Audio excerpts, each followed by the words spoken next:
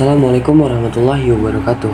Perkenalkan, nama saya Aim Agung Murtado dengan NIM 2230206060. Prodi Pendidikan Matematika Fakultas Ilmu Tarbiyah dan Keguruan. Baiklah, di sini saya akan membahas tentang Kesultanan Melayu Maluku. Langsung saja. Sejarah terbentuknya Kesultanan Melayu Maluku. Kepulauan Maluku menduduki posisi penting dalam perdagangan di Nusantara. Mengingat keberadaan daerah Maluku ini, maka tidak mengherankan jika sejak abad ke-15 hingga abad ke-19 kawasan ini menjadi wilayah perebutan antara bangsa Spanyol, Portugis, dan Belanda. Kepulauan Maluku sangat penting peranannya karena Maluku adalah penghasil rempah-rempah terbesar pada waktu itu, sehingga banyak negara yang berdatangan ke Maluku. Sejak awal, diketahui bahwa di daerah ini terdapat dua kerajaan besar bercorak Islam, yakni Ternate dan Tidore. Kedua kerajaan ini terletak di sebelah barat Pulau Halmahera di Maluku Utara. Kedua kerajaan itu pusatnya masing-masing di Pulau Ternate dan Tidore. Berikut adalah wilayah dari Maluku Utara. Maluku terkenal dengan semerbak bunga cengkehnya. Banyak orang asing tertarik datang ke sana untuk berdagang. Bahkan orang-orang Eropa berdatangan ingin menguasai wilayah tersebut. Maluku juga dikenal dengan julukan negeri seribu pulau dan Jazirah Al-Mulk atau wilayah raja-raja. Pada awalnya, yang disebut dengan Maluku meliputi Ternate, Tidore, Makin, dan Moti. Secara keseluruhan, keempat wilayah itu disebut dengan Moluku Kieraha, yang artinya persatuan empat koloni atau kerajaan. Pada abad ke-13 Masehi, di Maluku sudah muncul beberapa koloni atau kerajaan yang memainkan peran penting dalam bidang perdagangan, yaitu Ternate, Tidore, Makian, dan Moti. Pada perjalanan selanjutnya, sesudah terjadi perjanjian Moti pada abad ke-14 Masehi, Kolano Makian pindah ke Bacaan dan Kolano Moti pindah ke Jailolo. Sejak itulah, empat Kolano di Maluku berubah nama menjadi Ternate, Tidore, Bacaan, dan Jailolo. Dari keempat itu, Kolano, Ternate, dan Tidore lah yang mendapat perhatian dalam liputan sejarah Islam di Maluku. Berbagai sumber menyebutkan, raja pertama dari kerajaan itu adalah bersaudara, yaitu Sahajati di kerajaan Tidore, Masyur Malomu di kerajaan Ternate, Kai Cilbuka di kerajaan Bacaan, dan Darajati di kerajaan Jailolo. Hal itulah yang menjadi awal sejarah Kesultanan Islam di Maluku. Selanjutnya yaitu sejarah berdirinya Kesultanan Ternate. Kesultanan Ternate atau juga dikenal dengan Kerajaan Gapi adalah salah satu dari empat kerajaan Islam di Kepulauan Maluku dan merupakan salah satu kerajaan Islam tertua di Nusantara. Kerajaan Ternate juga dikenal luas dengan nama Kesultanan Ternate. Sebutan ini disematkan dalam nama Ternate sebagai penanda bahwa kerajaan ini bercorak Islam, didirikan oleh Mbah Masyur Malomu pada tahun 1297. Kesultanan Ternate memiliki peran penting di kawasan timur Nusantara antara abad ke-13 hingga abad ke-19. Menurut Ternate, awal merupakan warga Ekodus dari Halmahera. Awalnya di Ternate terdapat 4 kampung yang masing-masing dikepalai oleh seorang Mongole atau kepala Halmahera. Mereka lah yang pertama-tama mengadakan hubungan dengan para pedagang yang datang dari segala penjuru mencari rempah-rempah. Penduduk Ternate semakin heterogen dengan berbukitnya perdagangan Arab, Jawa, Melayu, dan Tionghoa. Oleh karena aktivitas perdagangan yang semakin ramai dan ancaman yang sering datang dari para perompak, maka atas aksara memulai guna pemimpin Tobuna diadakan musyawarah untuk membentuk suatu organisasi yang lebih kuat dan mengangkat seorang pemimpin tua sebagai raja. Tahun 1257, Momole Cikok, pemimpin Sampalu, terpilih dan diangkat sebagai Kolano atau raja pertama dengan gelar Mbah Masyur Malomu pada tahun 1957 sampai 1272. Selanjutnya yaitu sejarah berdirinya Kesultanan Tidore. Kerajaan Tidore terletak di sebelah selatan Ternate. Menurut silsilah raja-raja Ternate dan Tidore, Raja Tidore pertama adalah Muhammad Nakil yang naik tahta pada tahun 1081. Baru pada abad akhir ke-14, agama Islam dijadikan agama resmi Kerajaan Tidore oleh Raja Tidore ke-11, Sultan Jamaluddin, yang bersedia masuk Islam berkat dakwah Syekh Mansur dari Arab. Informasi mengenai awal berdirinya pusat kerajaan Tidore belum dapat dipastikan hingga raja yang keempat. Tempat tersebut adalah Bali Nunga. Namun, para pemerhati sejarah berbeda pendapat dalam menentukan di mana lokasi Bali Bunga. Ada yang mengatakan di utara Tidore, dan ada pula yang menyebutkan di daerah pedalaman Tidore Selatan. Dengan demikian, sejarah Tidore hanya berasal dari legenda. Pada tahun 1455, syariat Islam mulai diterapkan dalam sistem pemerintahan kerajaan. Gelar raja berubah menjadi sultan. Siliati naik tahta dan menjadi penguasa Tidore pertama yang memakai gelar sultan dengan nama Sultan Jamaluddin. Ia diislamkan oleh seorang Arab, Syekh Mansur, yang memberi nama Jamaluddin. Pada waktu itu, pusat kerajaan berada di Gambina ketika Sultan Al-Mansur pengganti Jamaluddin naik tahta pada tahun 1512. Ia memindahkan pusat kerajaan yang memiliki perpaduan baru di Tidore Utara. Posisi ibu kota baru ini berdekatan dengan Ternate yang diartikan Maluwogo dan Pulau Maitara. Selanjutnya yaitu sejarah berdirinya Kesultanan Jailolo. Kesultanan Jailolo adalah salah satu kesultanan yang pernah berkuasa di Kepulauan Maluku. Pendiri kesultanan ini berawal dari persekutuan Moti yang diusulkan Sultan Sida Ari Malamo. Kesultanan Jailolo adalah satu-satunya kesultanan Maluku Utara yang pusat pemerintahnya berada di Pulau Halmahera. Kesultanan Jailolo telah berdiri sejak abad ke-13 Masehi. Pada abad ke-17, kesultanan ini mengalami keruntuhan. Wilayah-wilayahnya kemudian terbagi menjadi bagian dari Kesultanan Tidore dan Kesultanan Ternate. Kesultanan Jailolo termasuk dalam salah satu dari Moluku Kieraha atau 4 pengusaha wilayah Kepulauan Maluku. Kesultanan ini menjadi salah satu penguasa atau Kalano bersama dengan Kesultanan Ternate, Kesultanan Tidore, dan Kesultanan Bacan. Keempat penguasa kesultanan ini berasal dari garis keturunan yang sama. Mereka merupakan keturunan dari Jafar Shadiq yang datang ke Ternate pada tahun 1250. Kesultanan Jailolo telah berdiri sejak abad ke-13 Masehi. Pada abad ke-17, kesultanan ini mengalami keruntuhan. Wilayahnya kemudian menjadi Kesultanan Tidore dan Kesultanan Ternate. Kesultanan Jailolo tidak memiliki banyak peninggalan arkeologi. Berkas istana kesultanan tidak ditemukan sama sekali. Peninggalan yang tersisa hanya berupa benteng, masjid, dan makam kuno. Pada tahun 1359, Kesultanan Ternate menyerang Kesultanan Jailolo atas perintah Gapi Malamo. Serangan kembali dilakukan oleh Komalu Kumpakulu pada tahun 1380 dan Tareliese pada tahun 1524 dan 1527. Serangan-serangan ini membuat wilayah kekuasaan Kesultanan Jailolo berkurang. Pada tahun 1534, Kesultanan Jailolo merebut kembali wilayahnya dengan dipimpin oleh Sultan Katarabumi dengan bantuan dari Portugis. Kesultanan Jailolo kemudian menyerang kerajaan Moro untuk memperluas wilayahnya. Penyerangan ini dibantu oleh Sultan Diallo yang diberhentikan sebagai sultan dari Kesultanan Ternate oleh Portugis. Selanjutnya yaitu sejarah terbentuknya Kesultanan Melayu Maluku. Kepulauan Maluku memiliki posisi penting dalam perdagangan di Nusantara. Mengingat keberadaan daerah Maluku ini, maka tidak mengherankan jika sejak abad ke-15 hingga abad ke-19 kawasan ini menjadi wilayah perebutan antara bangsa Spanyol, Portugis, dan Belanda. Kepulauan Maluku sangat penting perannya karena Maluku adalah penghasil perempuan terbesar pada waktu itu, sehingga banyak negara yang berdatangan ke Maluku. Sejak awal diketahui bahwa di daerah ini terdapat dua kerajaan besar bercorak Islam, yakni Ternate dan Tidore. Kedua kerajaan ini terletak di sebelah barat Pulau Halmahera di Maluku Utara. Kedua kerajaan itu pusatnya masing-masing di Pulau Ternate dan Tidore. Maluku terkenal dengan semerbak bunga cengkehnya. Banyak orang asing tertarik datang ke istana untuk berdagang. Bahkan orang asing Eropa berdatangan ingin menguasai wilayah tersebut. Selain itu, Maluku juga dikenal dengan julukan negeri 1000 pulau dan Jazirah Al-Mulk, wilayah raja-raja. Pada awalnya yang disebut dengan Maluku meliputi Ternate, Tidore, Makian, dan Moti. Secara keseluruhan, keempat wilayah itu disebut dengan Moluku Kieraha, yang artinya persatuan empat kolano atau kerajaan. Pada abad ke-13 Masehi di Maluku sudah muncul beberapa kolano atau kerajaan yang memainkan peran penting dalam bidang perdagangan, yaitu Ternate, Tidore, Makian, dan Moti. Pada perjalanan selanjutnya, sesudah terjadi perjanjian Moti pada abad ke-14 Masehi, kolano Makian pindah ke Bacan dan kolano Moti pindah ke Jailolo.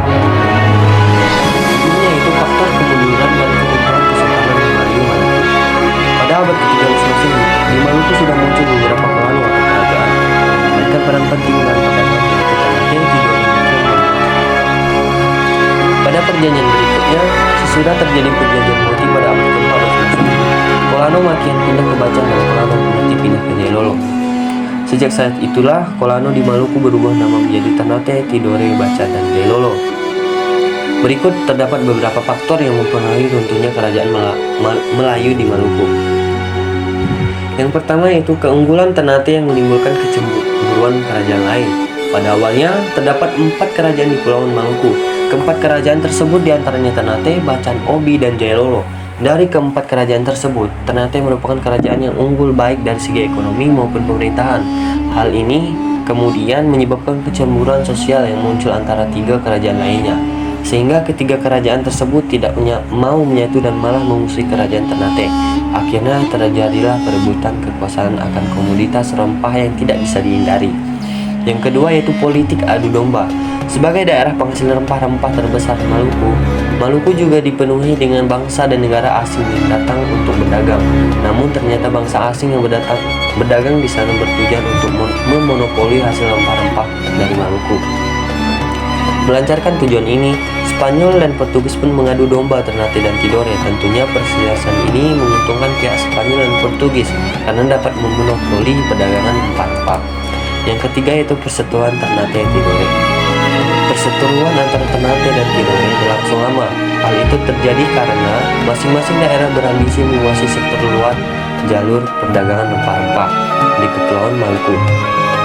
Konflik di antara keduanya pun sangat berakhir sementara dengan diadakan perjanjian damai di Pulau Mortir. Namun perjanjian damai tak berlangsung lama lantaran kedua kerajaan membentuk persekutuan dengan daerah-daerah tertentu dalam perdagangan rempah. Kerajaan Tidore bersatu dengan 9 daerah yang meliputi pulau-pulau antara Halmahera dengan Papua Barat, Seongsu, Jailolo, dan Mataya. Di sisi lain, kerajaan Ternate juga membentuk analisisnya sendiri yang menentukan 5 daerah-daerah perkumpulan antara Ambon, Seram, Bacan, dan Obi. Perkumpulan 5 pulau tersebut kemudian dikenal dengan sebutan Ulil 5. Selanjutnya yaitu faktor penyebab kemunduran Kesultanan Tidore. Penyebab kemundur Kesultanan Tidore adalah karena diadu domba oleh bangsa asing, yaitu Spanyol dan Portugal, yang bertujuan untuk memonopoli daerah rempah-rempah tersebut. Setelah Sultan Ternate dan Sultan Tidore sadar bahwa mereka telah diadu domba oleh bangsa Spanyol dan Portugal, mereka kemudian bersatu dan berhasil mengusir Portugal dan Spanyol keluar dari Kepulauan Maluku. Namun, kemenangan tersebut tidak bertahan lama sebab VOC yang dibentuk Belanda untuk menguasai perdagangan rempah-rempah di Maluku berhasil menaklukkan Ternate dengan strategi dan tata kerja yang teratur, rapi, dan terkontrol dalam bentuk organisasi yang kuat. Selanjutnya yaitu pembawa Islam di Kesultanan Melayu Maluku. Proses Islami di wilayah Maluku selain karena perluasan kekuasaan, juga perluasan perdagangan akibat persaingan menguasai jaringan ekonomi. Perluasan ekonomi melalui jaringan perniagaan adalah salah satu strategi para mubalik dalam memperluas atau menyebarkan Islam.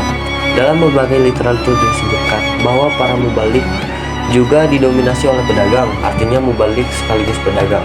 Dalam konteks perdagangan dan Islami, perdagangan semakin berkembang ketika lembaga Islam terbentuk. Selanjutnya terjalin jaringan niaga antar kerajaan. Perdagangan internasional, terutama perdagangan rempah-rempah yang padat dalam jaringan hubungan maritim Nusantara, menghubungkan daerah penghasil lada di Sumatera dan Jawa, pala di Maluku Tengah atau Banda, dan cengkeh di Maluku Utara. Hubungan ini tampaknya menunjukkan pola terjalinnya jaringan perdagangan Islam di Nusantara. Penyebaran Islam menunjukkan ke daerah penghasilan rempah di Indonesia bagian timur yang awalnya berasal dari Sumatera. Dikatakan pula bahwa daerah-daerah yang paling kuat pengaruh adalah daerah yang paling penting dalam perdagangan internasional, antara lain pesisir timur Sumatera di Selat Malaka, Semenanjung Malaya, pesisir utara Jawa, Brunei, Sulu, dan Maluku. Di wilayah Maluku khususnya dengan semakin investasinya perdagangan yang melibatkan komunitas Muslim, tampaknya membuat integritas gerak Islami juga semakin meningkat dari bandar-bandar di wilayah pesisir yang telah dikuasai Islam. Perdagangan dan agama semakin berkembang. Jaringan dan perkembangan perdagangan di Maluku pada fase perkembangan Islam, mengingat pada periode itu era perdagangan dimulai dengan banyaknya perkenalan dengan alat transportasi yang lebih maju, yakni kapal-kapal besar yang mengarungi samudra untuk mencapai perairan dan kepulauan Maluku. Perdagangan dan Islami di wilayah Maluku tampaknya memiliki korelasi yang saling mempengaruhi. Hal ini karena posisi Maluku sebagai pusat penghasil rempah-rempah serta kondisi geografis yang terbuka, sehingga memungkinkan persentuhan dengan para pedagang asing, diantaranya para pedagang Islam dari berbagai wilayah, baik dari wilayah luar maupun wilayah Nusantara lainnya. Munculnya kerajaan-kerajaan Islam adalah salah satu indikasi berkembangnya perdagangan, sekaligus juga memperlihatkan adanya pengaruh Islam yang hadir dari luar wilayah Maluku.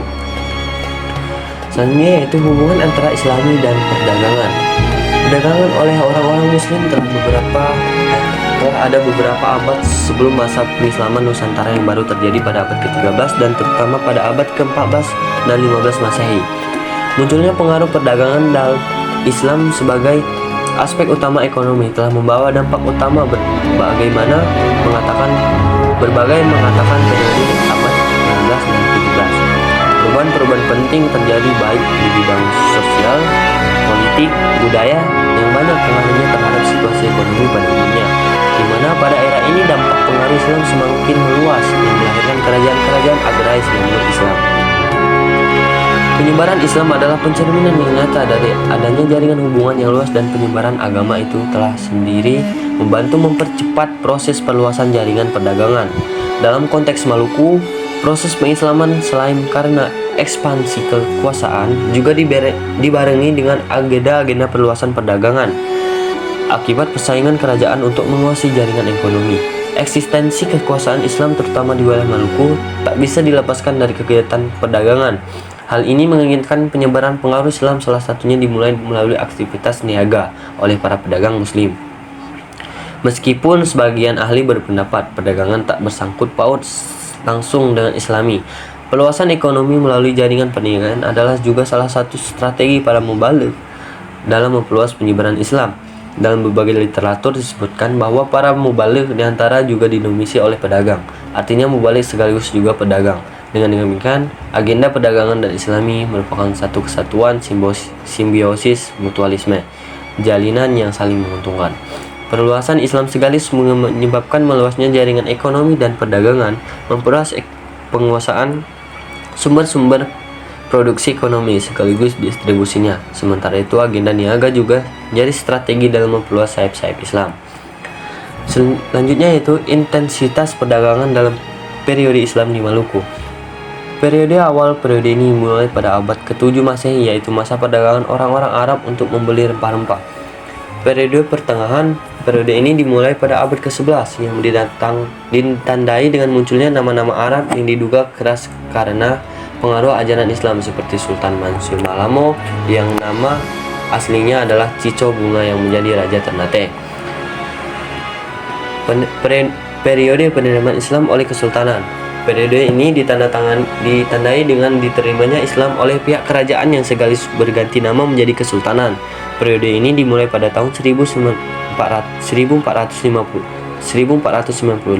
di mana Sultan Zainal Abidin, Sultan yang ke-19, memperdalam ilmu agama ke tanah Jawa. Selanjutnya yaitu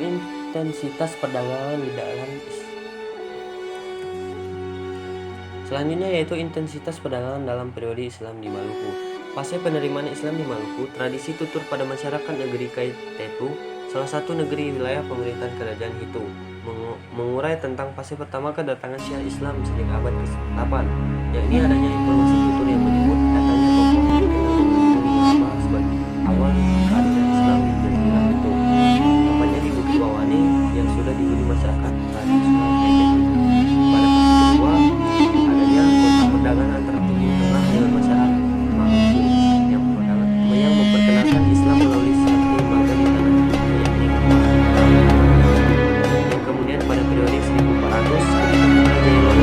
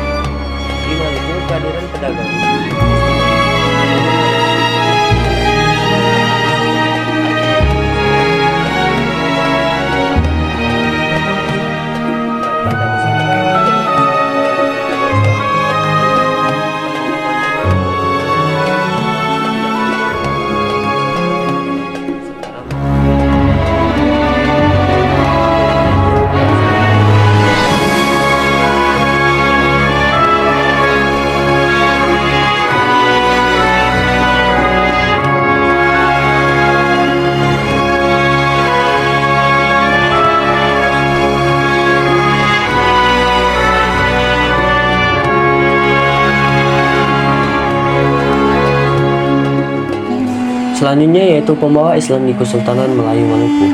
Diceritakan bahwa pada abad ke-14 Raja Ternate yang ke-12 Molomatai ya bersahabat baik dengan orang Arab yang memberikan petunjuk bagaimana perbuatan kapal-kapal. Tetapi agak nyamukkan dalam kepercayaan. Menurut tradisi setempat, sejak abad ke-14 Islam sudah datang di daerah Maluku. Pengislaman di daerah Maluku dibawa oleh Maulana Hussein. Hal ini terjadi pada masa pemerintahan Baharun di Ternate. Raja pertama yang benar-benar muslim adalah Zain al-Abidin. Ia sendiri mendapat ajaran agama tersebut dari Madrasah Giri 84. Zainal Abidin ketika di Jawa terkenal sebagai Raja Bulawa, artinya Raja Cengkeh karena membawa cengkeh dari Maluku untuk persembahan. Sekembalinya dari Jawa, Zainal Abidin membawa mubalik yang bernama Tuha Bubabul yang mengantar Raja Zainal Abidin ke Giri. Yang pertama adalah Zamilu dari Hitu. Hubungan Ternate Hitu dengan Giri di Jawa Timur sangat erat. Tentang masuknya Islam ke Maluku, Tome Pires mengatakan bahwa kapal-kapal dagang dari Gresik ialah milik Pateh Cucuk. Raja Ternate yang sudah memeluk Islam bernama Sultan Bem Akurala, dan hanyalah Raja Ternate yang disebut Sultan, sedang yang lainnya digelari Raja. Dijelaskan bahwa ia sedang berperang dengan mertuanya yang menjadi Raja Tidore yang bernama Raja Al-Mancor. Di Banda, Hitu, Maluku, dan Bacan sudah terdapat masyarakat Muslim. Di daerah Maluku itu raja yang mula-mula masuk Islam sebagaimana dijelaskan Tome Pires sejak kira-kira 50 tahun yang lalu. Berarti antara 1490 sampai 1465. Tahun tersebut boleh dikatakan bersama dengan berita Antonio Nio Galvano yang menyatakan bahwa Islam di daerah ini dimulai 80 atau 90 tahun yang lalu. Dan kalau dihitung dari waktu Galvano di sana sekitar 1540 sampai 1545 menjadi 1460 sampai 1465. Karena usia Islam masih muda di Ternate, Portugis yang sampai di sana tahun 1522 Masehi berharap dapat menggantikannya dengan agama Kristen. Harapan itu tidak terwujud usaha karena hanya mendatangkan hasil yang sedikit. Dalam proses Islami di Maluku menghadapi persaingan politik dan monopoli perdagangan di antara orang-orang Portugis, Spanyol, Belanda, dan Inggris, persaingan di antara pedagang-pedagang ini pula menyebabkan persaingan di antara kerajaan-kerajaan Islam sendiri, sehingga pada akhirnya daerah Maluku jatuh ke bawah kekuasaan politik dan ekonomi Kompeni Belanda. Sekian, terima kasih presentasi dari saya. Apabila ada salah kata saya mohon maaf, kepada Allah saya mohon ampun. Saya akhiri, wassalamualaikum warahmatullahi wabarakatuh.